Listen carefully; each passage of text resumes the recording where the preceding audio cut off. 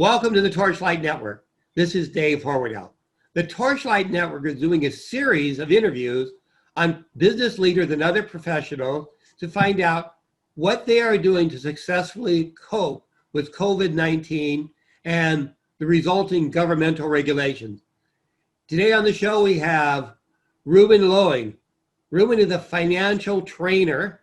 And so Reuben, how is it going with COVID-19? Actually, it's done a lot better since COVID-19 because we're able to reach more people via Zoom. We used to meet at our office Tuesday nights and Saturday mornings. It was always a challenge to get people to come and get the training. Now we can meet them in their living room via Zoom. And so I go through and I explain a lot of things to them that they don't know. And when we're done, they're a little bit enlightened, and I set an appointment with them to go over their financial situation, and based on where they are determines what I do. Well, very good. Now, as a tax professional, I have to state that I'm very familiar with a lot of people they're not trained in finances when they go to school. They don't know what they need to do. And, correct me if I'm wrong, but a lot of people that are in financial difficulty, they do things that confidentially are pretty stupid, and they don't know what they're doing. Have you found that to be the case? All the time. Right now, I'm catching a whole bunch of people that because of the COVID, they're allowed to tap into their 401ks or their IRAs and not pay the taxes, but they've spent that money. Now they're at zero. They've been living off their retirement now, and so that they're going to have to start over.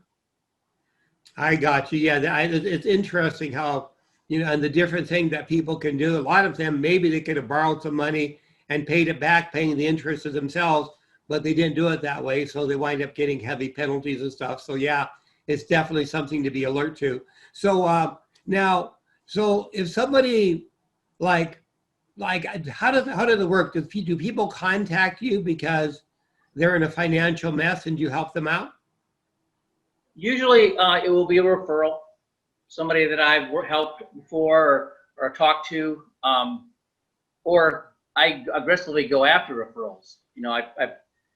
When you ask for a referral, it's the wrong vernacular.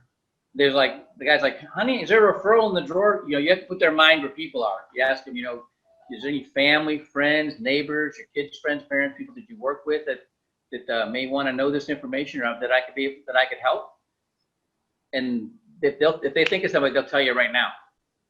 That's good. Also, I found that in my own practice, when a person is really happy that you save them a bundle of money on their taxes, or you set them up as an S corporation that they can save thousands of dollars a year, or if you've done some other thing to help them and they're really happy with you, it's at that point in time you can ask them if they know somebody else who might need the help like that.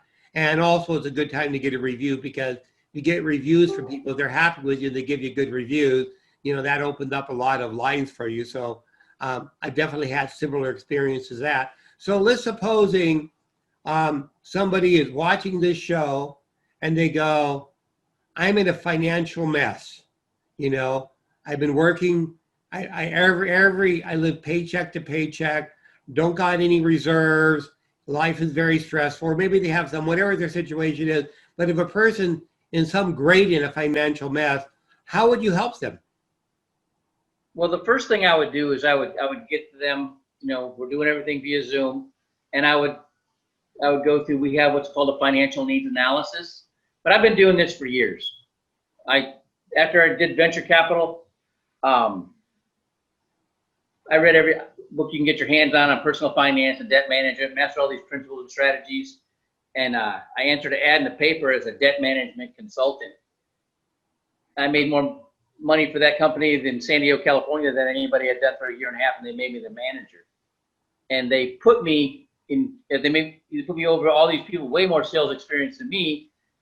A lot of them were life and health licensed agents, and they were showing people how we had some strategies, a debt roll-up, a consumer credit counseling, debt settlement strategies with a mortgage refinance. They would restructure strategic debts that would create the largest margin of savings, add that into the debt roll-up, pay everything off, including the mortgages, as little as 5 to 10 years without increasing their monthly payments.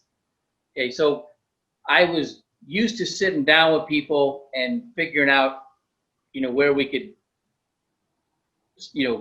create that margin. Most of the time I would talk to these people and they would want to start looking at buying a house.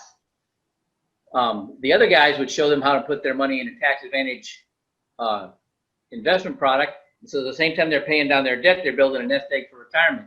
But at that time, everybody, I was talking to was looking at getting into real estate. So I got my license and I became a loan officer and an agent.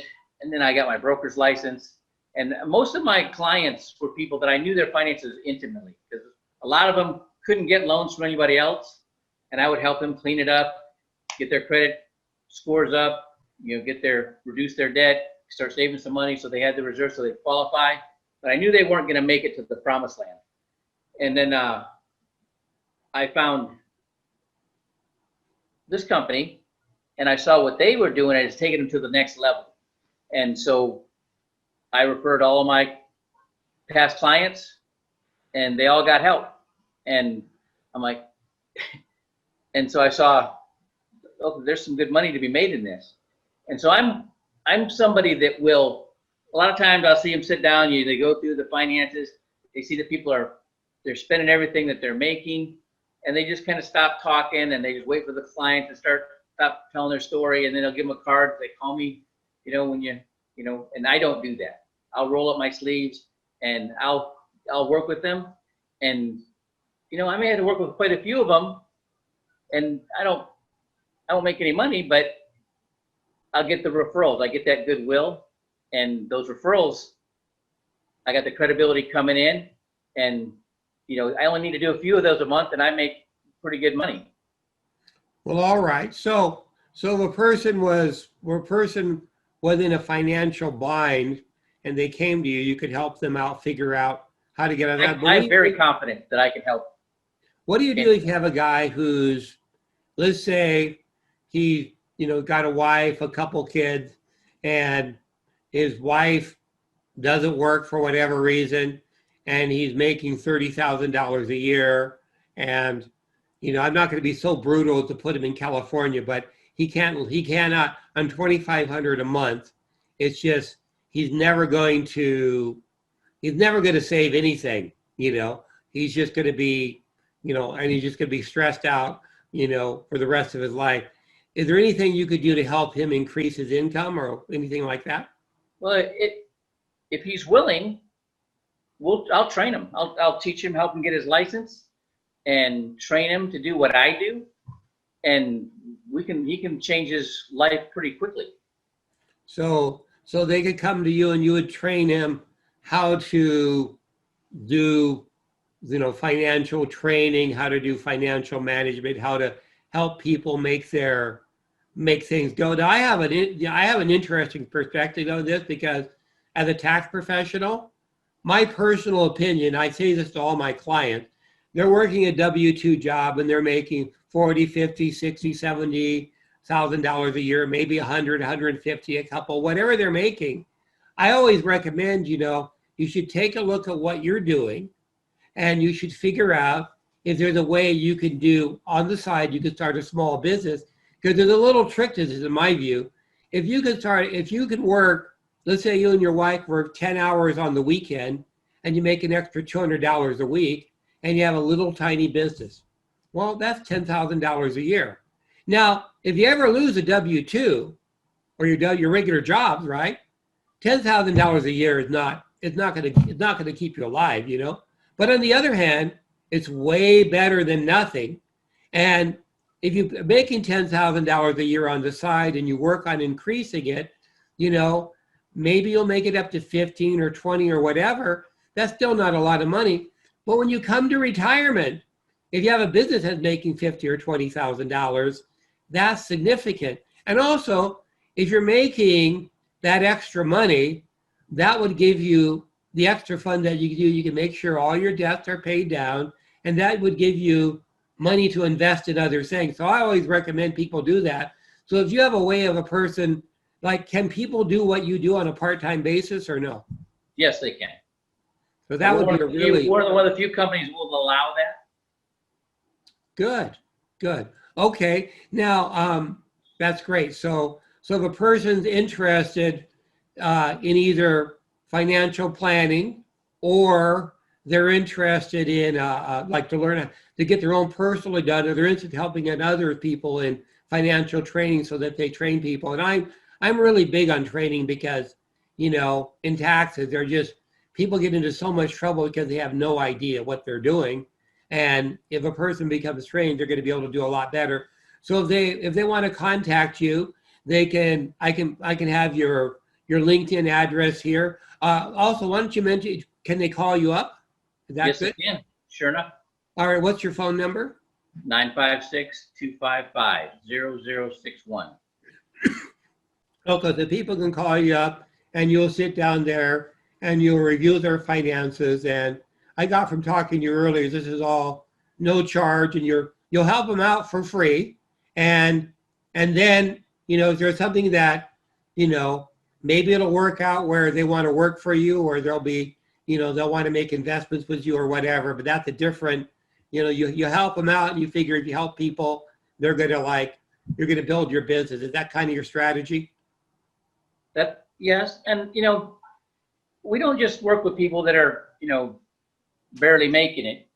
I have a couple niches. I do well with pastors. I do well with police officers. I do very well with us, you know, small business owners. A lot of things with them, if they have a partner, you know, the buy-sell agreements, you know, you need life insurance to make that work. We also have training and services for estate planning, which a lot of people need. And I got horror stories about that in my own personal situation, you know. And so if you don't have if you have a will, it's just a ticket to probate. You ever listen to Ed Slott? No, I haven't. Oh, you should look him up. You'd love him. So, you know, there's a lot of strategies that we can implement for small businesses, and that will, you know, get people to really understand the benefit of it. So, well, good. I think that you know, I think that you have a valuable product here, and I'll be very frank. We're in this COVID-19 time, and you know, there's 10 million unemployed people in America, and if we can encourage people to reach out, you know, from their homes in a Zoom call, you know, they can figure out something they can do, and we can reduce that unemployment rate. We get more people out there working. Of course, we want to be safe in COVID-19, but I hope that people will look at, you know, people like you here, and if they, you know, they go, well, you know, I'm sitting at home right now and I don't have a job. Well, maybe they should learn how to do financial training. Or if they're doing well, as they're sitting, you know, they've got a regular income or whatever, but they go, you know, I really should improve my investing right now. They could also, you know, hook in with someone like you. I think it's very important. And, you know, I think I'm hopeful that we can get a lot of people. I'm hoping we can get some people who are just sitting on the couch going, well, you know, can't work in the restaurant anymore. Payroll protection program money is running out. Oh man, what am I going to do? That they will reach out and come up with an alternate plan, because, and I think what the service that you're offering is very valuable. And I hope you get a lot of contacts from this. So we're going to wrap up the show here now. Is there anything else you'd like to say in closing, or are we all good? well, not without breaking into a presentation. So Very good. We don't have time for the whole presentation, but those who want to, you know, contact you, find out what's going on with their finances and stuff, do like that financial survey, or somebody who's interested maybe in getting another part. yeah, we give a free financial analysis, and that's, you know, you know, I do them all the time. Very good. Thanks for being on the show. Thank you very much.